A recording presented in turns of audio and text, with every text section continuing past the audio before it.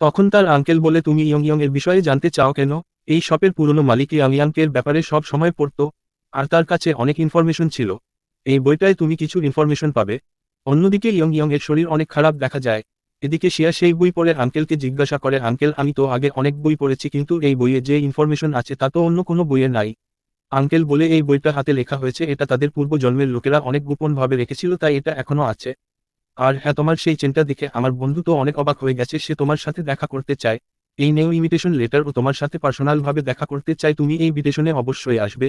অন্যদিকে দেখা যায় ওই পাত্র থেকে কিছু চিঠি বের হচ্ছে। এদিকে ইয়ং ইয়ং এর শরীর অনেকটা খারাপ হয়ে গেছে। তখন তার সেনাপতি এসে বলে, আমাদের অনেক স্বর্ণের ভিতরে ভাইরাস ছড়িয়ে পড়েছে। আপনি যেভাবে বলেছেন আমরা তাদেরকে আলাদা করে রেখেছি, কিন্তু আমাদের কাছে এখন পর্যাপ্ত জায়গা নাই তাদের আইসোলেশনের, আর আমাদের কাছে কোন ঔষধও নাই। তখন ইয়ং ইয়ং রাগ হয়ে বলে, যেভাবে হোক তাড়াতাড়ি ওদের ঔষধের ব্যবস্থা করো। অন্যদিকে দেখা যায় ইয়ং ইয়ং উপরওয়ালার কাছে ক্ষমা চাইছেন। পরের পার্ট দেখতে ছোট্ট একটা লাইক দিবেন।